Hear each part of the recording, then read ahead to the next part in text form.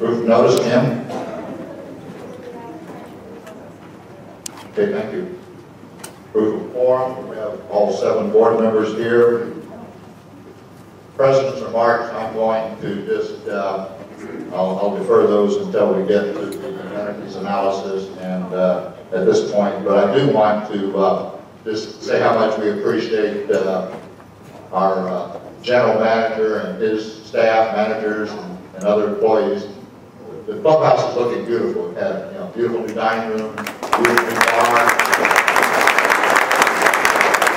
The fitness center is underway. New swimming pool, almost really rejuvenated facilities. It looks great.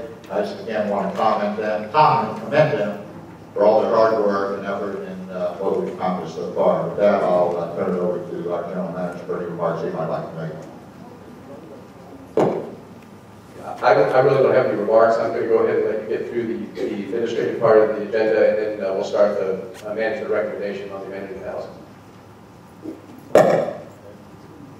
Financial report, Kevin.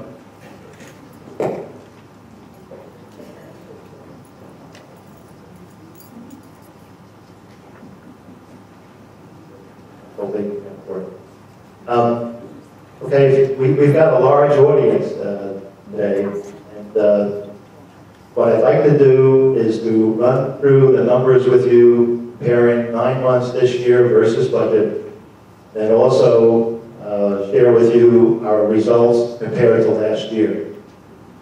So for the 9 months this year, our operating income, or surplus, that's in essence excess revenue over expense, that's good, is $203,000. The budget for the 9 months, we have a budgeted loss of $29,000, which means that we're doing roughly $232,000 better than budget. For revenue, our revenue, a little over $3 million, however, is under budget by about $46,000. We made up for that, or association made up for that, by having expenses come in under budget by a little more than $277,000. So although we're short on revenue versus the budget, we more than made up for it in reducing expenses. Now, comparing those same numbers to how we did last year, the operating income, again the surplus of the $203,000 versus last year, is $68,000 better than last year. Now, if you recall, last year, for the total for the year, we made a little bit over $200,000. We're on a pace this year to exceed that. So for the last 2 years, if our pace continues, we would have made a surplus of roughly some $420,000 2 years. Now, I'll try and put that amount in perspective for you. In 2008, the association went into the year 2008 with a budgeted deficit of more than $80,000. As it turned out, the deficit was only $5,000. So again, in perspective, we've gone from a deficit in 2008 to 2 significant surpluses in 2009 and 2010. Essentially, all of that is due to the general manager working in terms of trying to get as much revenue as we can, trying to reduce expenses as much as we can. And so I want to echo what Neil mentioned in the beginning of his presentation, is that the general manager has gotten this association into a sound financial position. That is also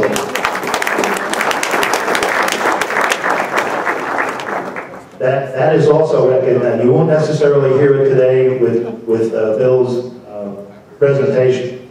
But some of the things that are in that amenity analysis, like I said, that you won't hear from Bill, but I'll share with you, is that what they're saying is that relative to the industry average, we are collecting much less in assessments to fund operating expenses than anyone else or compared to the industry average. And I'll give you an example of what that means. And there's a book here, if anybody's interested, is where that amenity analysis, where all that information came from. But our assessments of $175 compared to the industry average assessments of $408.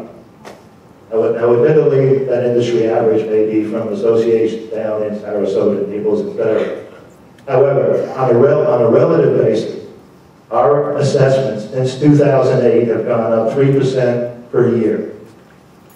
The assessments for the industry average have gone up close to 6% per year, almost double what ours are. To give an example also of what they're mentioning is they're saying that our major expense items, payroll, golf course, common grounds, etc., are significantly less than what the industry average spends. And they gave examples. For instance, and Bill will address this in his presentation. The food and beverage loss that we incurred last year was 12.6 cents per dollar of revenue we take in. I think you'll see that in the presentation. The industry average is 41.7 cents per dollar. That means the industry average on their food and beverage operations are losing almost 2.5 times what we are. And as I mentioned, Bill will run you through, there's a laundry list of reasons why food and beverage operations and associations normally do not make money. Another example, and I'll end this pretty quick, is the golf course maintenance, excluding the pro shop expenses. Just the golf course maintenance alone, our cost per round is $18. The industry average is $32. I also want to follow up a little bit on what Neil mentioned about the improvements and the expansions that we made here. I want to give you an idea. Last year, our operating cash, we ended the year last year at $476,000. As of September of this year, in our operating cash, we have more than $800,000. So even though we spent the money on the expansion side, I'm not talking about the reserve, just for the expansion, which had to be paid for through capital, which comes out of operating cash. We've paid for the expansion of the fitness center, the expansion of the bar, and ultimately the expansion of the kitchen. And all of that, it looks like we'll probably be in the same ballpark, cash on hand this year that we ended last year. So in essence, it's all paid for with operating funds. And it's paid for out of those surpluses that I mentioned earlier. So I just want to leave you with the thought, as echoed again by the consultant in their amenity analysis, that we are in excellent financial condition. Thank you, Kevin. Appreciate both the financial report and the insights with respect to our comparison with other associations. At this point in time, I will entertain a motion to approve the minutes from the September 15, 2010 board meeting. Any comments, discussion, correction? All in favor signify by saying aye. Aye. Opposed? Hearing none, the motion carries unanimously. Unfinished business, there being none. New business. We're going to break this board meeting into two parts. I don't know if those of you who've seen the agenda, but the new business is going to include first the management amenities analysis recommendation. That will be followed by a discussion of outside events policy. And then we're going to take a 10-minute break. Most of the rest of the agenda will be the construction items, plus several other things that were on the agenda. So I just wanted to, for those of you who may not have seen the agenda, let you know where we're going with this. Let me give a little background with respect to the amenities analysis. Earlier this year, we felt that we saw a trend taking place, which is not uncommon in both country clubs as well as associations like ours, that obviously with a growing a population that's growing in age, there's going to be less utilization of the golf course. That's pretty much an industry standard. We also saw that there have been, and recognized, that there have been long-standing, I would call them divisions within the community about our amenities, particularly golf. Sometimes there are issues about golfers versus non-golfers, prepaid versus daily fees, we now call them instead of pay-as-you-go. And we wanted to take a look and address all of our issues. I might also mention that our general manager for some period of time has been asking the board to give him some parameters as what we would call an acceptable expense over revenue. Some people might call it a loss. We don't care to call it a loss, but whatever you care to call it. What is an acceptable expense over revenue? Because all amenities run pretty much, obviously, in the red. And that's what our assessment is all about, is is in part pay for the amenities. There's some, many for which there's no charge. There's some that involve some significant expense, like the swimming pool, to a lesser extent the tennis courts. Obviously, food and beverage and golf are paid in part by usage fees. Obviously, either the daily fee rates or the various prepaid situations. Food and beverage is obviously people pay to use the restaurant. We have outside events, that sort of thing. So there's revenue there. But again, what is an acceptable expense over revenue? And you've been asking us to set some parameters as to what that might be. So with that in mind, we felt that we wanted to tackle this issue this year. In some cases, it's not always a comfortable one, but we also felt very, very strongly that we wanted to get some outside help to do that. Some people might say, hey, you've got professional management, you've got experts here in the community that people that have been in the food and beverage industry, for instance, or maybe in the club business or the golf business.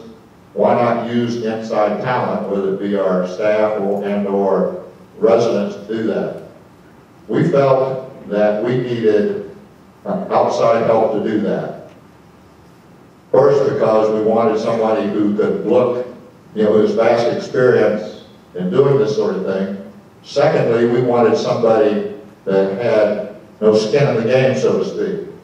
Somebody that could come in and do an analysis that, so that there weren't any, taking sides or anything like that. We wanted somebody that could do that. So we hired the firm of Bladry Pullen earlier this year to do that. They came up here in the spring and talked with some of the board members and the staff just to kind of get acquainted and get set up. They came back in July and did some focus groups, different categories like pay-as-you-go golf, prepaid golf, food and beverage, and several other categories. And they got a sense of the community. They also did a comparative analysis with the statistics that they have with respect to other clubs and associations. They also talked to a number of associations that might be comparable to ours, although not all the ones we might have wanted, but still they did an analysis, and they came back with a set of recommendations. They presented those recommendations recently. Following that, we had question and answer session that the residents could ask questions. Following that, we had a workshop. And today is kind of the culmination of that entire process. It's been our desire that the residents be fully informed as to what's going on, that you have the opportunity that I hope that we feel that we provided you ample opportunity to comment and to submit your opinions and to the board. You'll also have an opportunity after the management presentation today to provide comments. There will not be questions, but you may provide comments. And I might add that, as I mentioned a few minutes before this meeting started, in the email that went out, we indicated that that you would be limited to 2 minutes.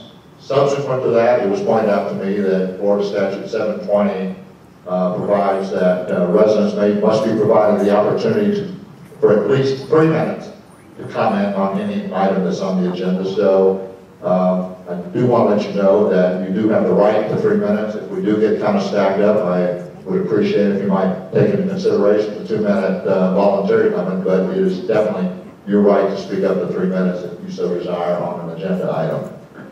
So I want to thank, we had an amenities task group which consisted of board members Janice Benedetti, Bob Ferris, myself, and the general manager. I want to thank them for their role in this. I might add that we were just very much involved in the process of things like, helping set up the focus groups and that sort of thing. We did not participate in trying to influence or develop the study or anything like that, or the outcome of it. As a matter of fact, we were very clear with the consultants that we did not want to